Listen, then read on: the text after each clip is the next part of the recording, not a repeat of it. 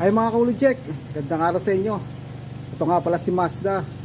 Gagawin ko ngayon yung yung headlight niya dito sa passenger side kasi yung dito sa kabila gumagana pero sa kabila pundido.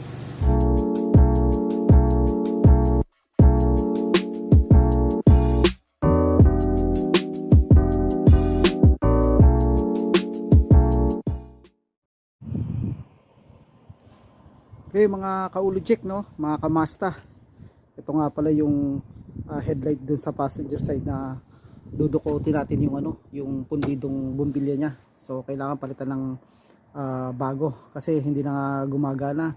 So last night ko lang napansin na dun sa reflection nung glass ng mga building na iisa lang pala yung ilaw na gumagana. So kaya pala ako na-end up sa sa high beam niya, no. Siniswitch ko doon para medyo malakas yung ilaw. Yung pala dito sa kabilang side pundido na pala mga kaulojek. So ayun, para magpantay siya kailangan palitan lang talaga. Ito yung mga kamazda, mga kaulojek. Hindi natin kailangan ng tools dito. Dukutin lang natin sa pinakalikod niya, no. Yung nandito. Ito mga kaulojek, itong parang hindi naman to plastic. Kung mukhang rubber to mga kaulojek, malambot eh.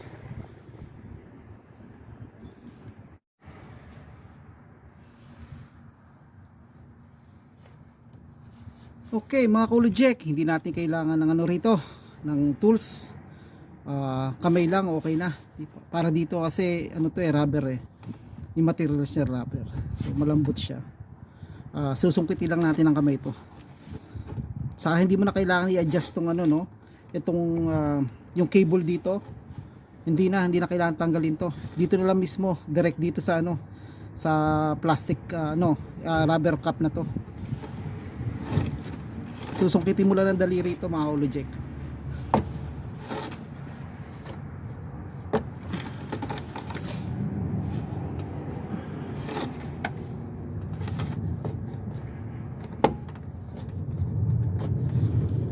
Medyo kapit na kapit pero okay lang, umaangat na eh.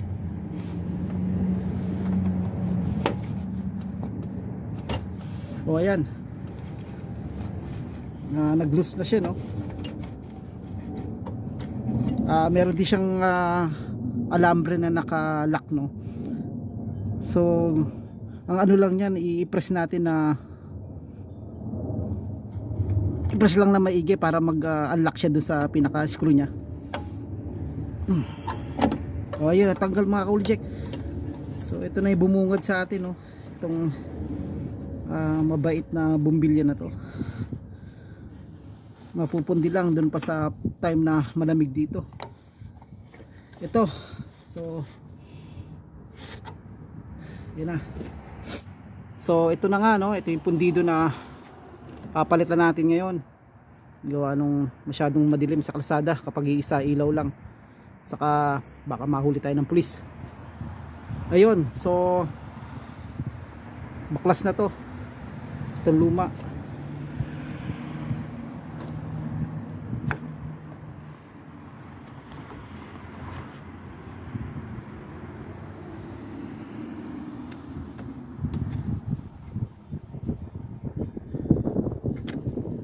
Ayan mga kaulojek, tanggal ko na dito sa pinaka sakit nya, no. So ganito lang yan mga kaulojek, no. Ito kailangan palitan. So ayan mga kaulojek, i-replace na natin. Sobrang ginaw na rito. So ito yung number nya, no mga kaulojek. Ayan, keep in mind ito kapag napundi yung Mazda nyo na katulad ng Mazda ko. So may guide na kayo kung paano nyo i-replace yung mga parts na napaka-importante. Okay? Okay mga kamazda, mga kaulojek, ito palitan ko na ng bago. Tapos ite-testing natin kung umiilaw siya o hindi.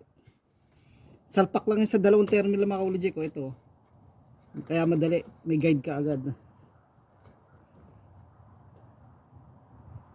So ayan, so iti-test natin, start natin yung engine, tignan natin kung umiilaw siya o baka naman yung wire naglulus lang doon sa pinaka terminal niya, no.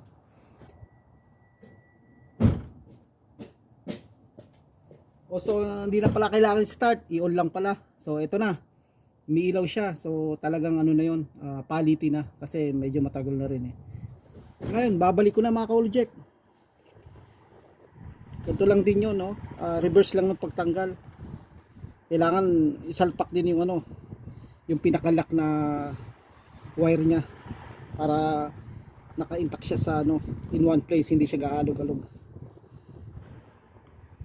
Ayos. So naka-hook na siya dun sa ano, sa pinaka-screw niya dun sa side. Kasi dalawang screw yan, yung isang naka-permanent, tapos yung isang naghihintay dun sa pag-lock kapag ibinalik doon yung wire. So doon mo rin siya ilulus kapag tinanggal mo. Kakabit mo rin siya kapag nilak. Isusungkit mo lang sa pinaka between niya nung ano, nung tornilyo niya. So ayun, lock in place na. Isasalpak ko na tong ano, pinaka cup niya na rubber.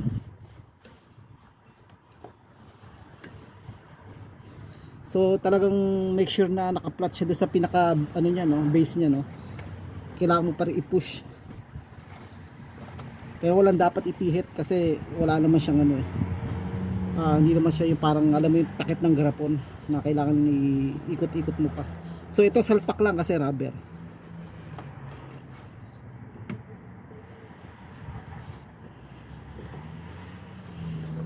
So that's it. Tapos na mga ka-Uli Jack.